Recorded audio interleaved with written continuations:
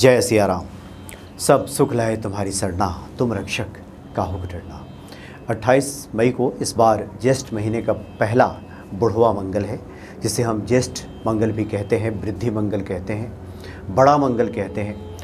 ये वो विशेष दिन है जिस दिन प्रभु श्री राम से हनुमान जी की पहली भेंट हुई है। तो बहुत विशेष महत्व है इस दिन का। इसका शुभ मुहूर्त क्या है, पूजन किस प्रकार से करें, और कुल मिलाकर के जेठ के महीने में 4 ज्येष्ठ मंगल आएगा। तो पहला तो 28 मई को है, दूसरा 4 जून को, तीसरा 11 जून को और फिर 18 जून को। इन चारों मंगल का विशेष महत्व है। विशेष प्रकार से पूजा अर्चना की जाए तो हनुमान जी की प्रसन्नता हमें प्राप्त होती है। तो 28 मई को दिन मंगलवार, शुभ मुहूर्त जो है सुबह 6:06 से लेकर दोपहर 12:47 तक शुभ मुहूर्त, यानी लंबा समय है कि हम हनुमान जी का पूजन अपनी सुविधा अनुसार कर सकते हैं। सुबह 6:06 से लेकर दोपहर 12:47 तक, और इसमें अभिजीत मुहूर्त 11:51 से दोपहर 12:46 तक है। तो बहुत ही विशेष यह समय है। और इस दिन हमें कुछ ऐसे कार्य हैं जो नहीं करने चाहिए। पहला काम तो यह है कि पैसे का लेन देन इस दिन बिल्कुल नहीं करना चाहिए। लेना तो बिल्कुल नहीं चाहिए, नहीं तो फिर ये कर्ज उतरता नहीं है। एक विशेष काम और करना चाहिए कि कोशिश हो कि दिन में भी घर के किसी कोने में अंधेरा ना हो, बिल्कुल अंधेरा ना हो। ये ठीक नहीं रहता और सकारात्मकता का प्रवेश नहीं होता घर में। तो ज्येष्ठ मंगल के दिन ये जरूर करें, चूँकि जेठ का महीना है ये, और घर के किसी भी हिस्से में अंधेरा रहे ये ठीक नहीं है। तामसिक भोजन का तो बिल्कुल परित्याग ही, वैसे तो कभी ना करें, लेकिन जो लोग करते भी हैं तो मंगलवार को तो भूल कर भी ना करें। कटे फटे कपड़े बिल्कुल ना पहने मंगलवार को, कभी ना पहने। कटे फटे जो कपड़े हैं अगर वो फट गए हैं उसको सिल लें, साफ़ कर लें। आवश्यक नहीं कि नए कपड़े पहने, जो पुराने हैं उसको साफ़ सुथरा करके पहने।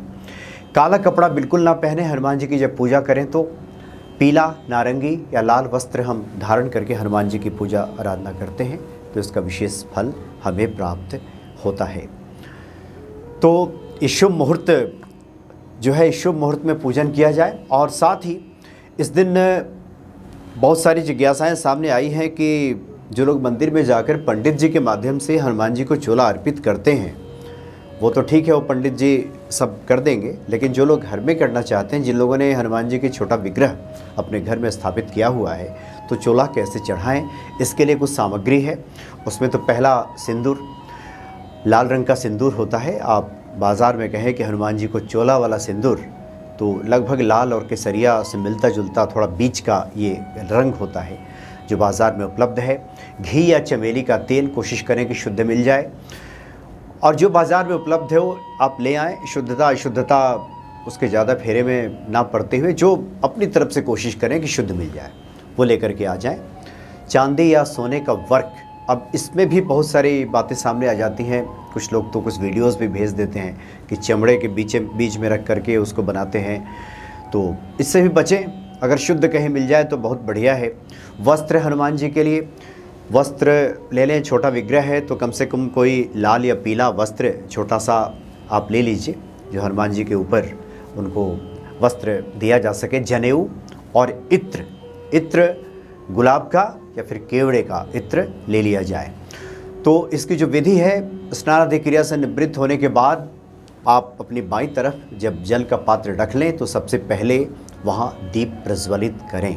घी का दीपक जला लीजिए या सरसों का तेल हो उसका दीपक भी जला लीजिए।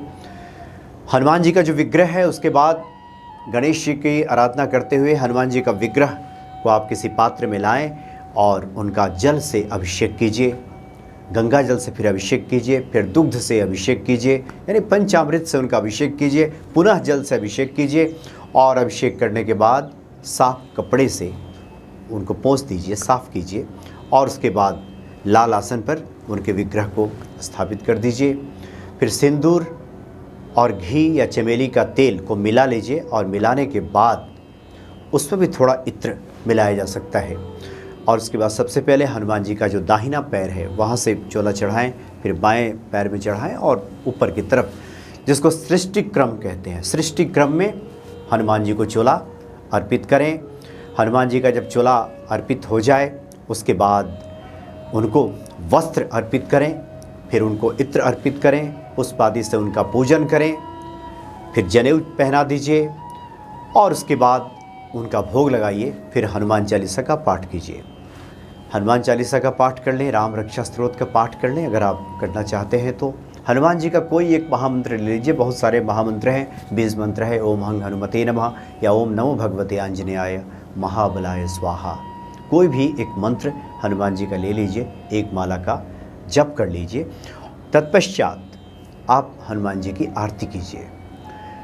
हनुमान जी की आरती करने के बाद पूरे घर में वो आरती आप दिखा लीजिए, घुमा लीजिए। एक वीडियो में हमने विस्तार से उसमें चर्चा की है कि अगर कपूर की आरती में अगर हम उसमें थोड़ा सा काला तेल डाल दें, काली मिर्च डाल दें और लौंग डाल दें और उसके बाद उस आरती को घुमाएं पूरे घर में, तो बड़ा एक शुभ वातावरण रहता है, एक सकारात्मकता हमारे घर में वास करती है। तो ऐसा किया जा सकता है। इस प्रकार से श्री हनुमान जी का आप सुमिरन कीजिए, चिंतन कीजिए, मनन कीजिए और पूरे दिन ऐसे अवसर आप ढूंढते रहिए जिससे कि हनुमत चर्चा सुनने को मिल सके और दिन भर हनुमान जी का स्मरण किसी न किसी भांति, किसी न किसी रूप में ये बना रहे, ऐसी कोशिश करें।